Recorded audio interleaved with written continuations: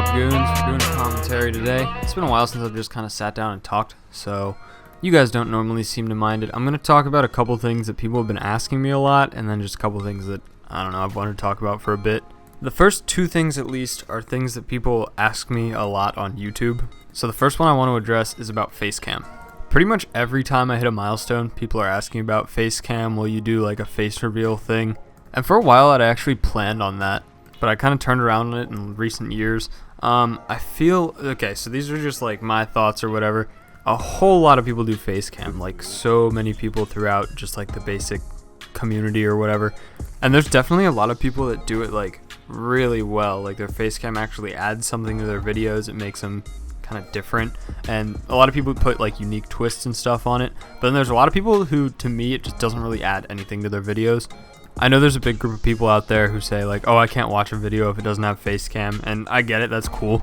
But to me, if somebody's just doing a normal cut commentary with a face cam and they're not like, I don't know, like certain people don't even have to edit their videos because it just kind of flows in with their personality super well, but then other people will edit it and make the face cam like an important part of the video. I don't really know how to describe what I'm trying to say here, but the point is, unless I could make face cam like super a kind of entertaining part of my video, I guess, I don't think I'd even bother. It just seems like kind of a waste of the upper right hand corner to me personally. That's just like me personally, how I feel. I'm not bashing on anyone that does face cam because obviously that's most people. It works for a lot of people, and for some people I just don't think it adds much. So I think the one time that I would definitely do face cam is if I started like religiously streaming. I've noticed that while people are streaming, I do enjoy the face cam. It kind of adds something different, and I guess that's kind of because there's more like one-on-one sub interaction, if that makes sense. But you know, those are just my views on the subject. The second thing that people ask me, and this is normally on like other people's channels where I'll do commentaries or something like that, and not my own channel as much, because I think my subs are pretty much used to my personality, I guess.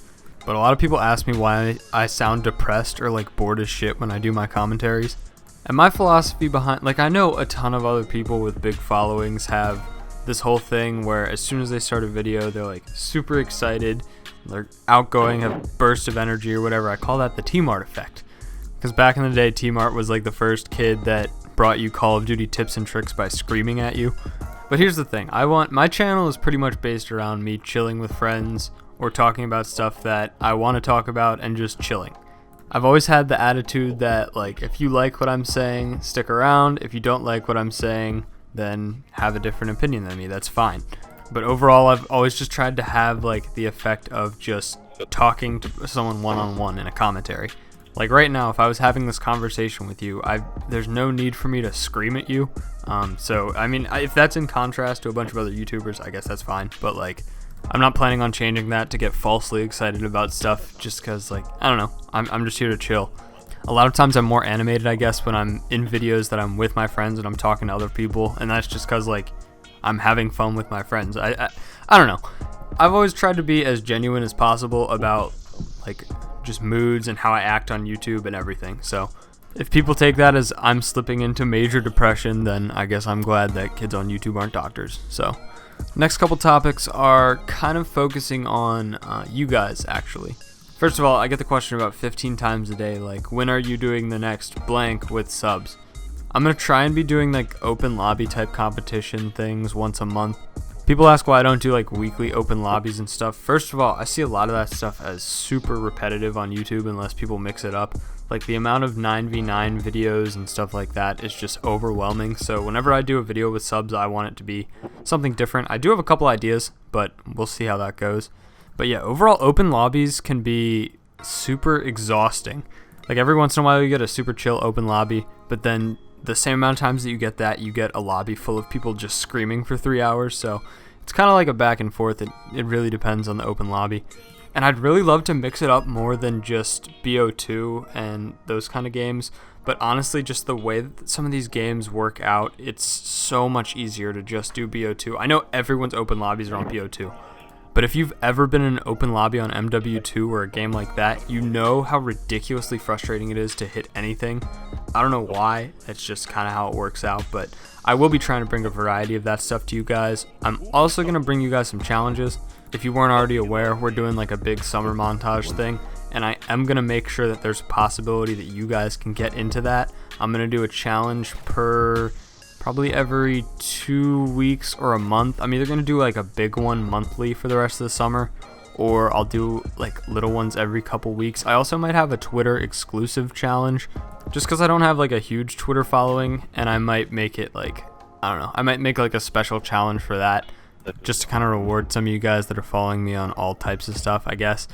Again, I haven't totally figured this stuff out, but it is summer and I've got more time now, so I'm gonna be working on stuff. One more thing I wanted to touch on regarding like subscribers and interacting with you guys. I know there's tons of you guys that want to play with us all the time and that kind of stuff, and I try and make sure that I do offer that up a bunch. Once again, mainly, like pretty much the only time that I'll upload on YouTube that I'm playing with subs is for an open lobby, just because I don't want to oversaturate your sub boxes with that kind of stuff. But I probably tweet out like at least 3 to 5 times a week that we need people to play with, and then probably about the same number of times that we need people to help with videos, like private match dummies and that sort of thing. So there's plenty of opportunities, but the people that message me on Xbox a ton, I'll invite you sometimes if we have room, but there's also sometimes that A, I'll be making a video so I can't invite you, or B, you guys have got to remember that sometimes I'm just playing Xbox with my friends to relax. Like, this is also a hobby for me. I know a ton of you guys want to play, but sometimes when I don't invite you, it's just because like I'm chilling with a bunch of people that I know. So I hope you don't take that the wrong way. I'll obviously continue tweeting out a bunch whenever we need people. There's tons of opportunities to play with us.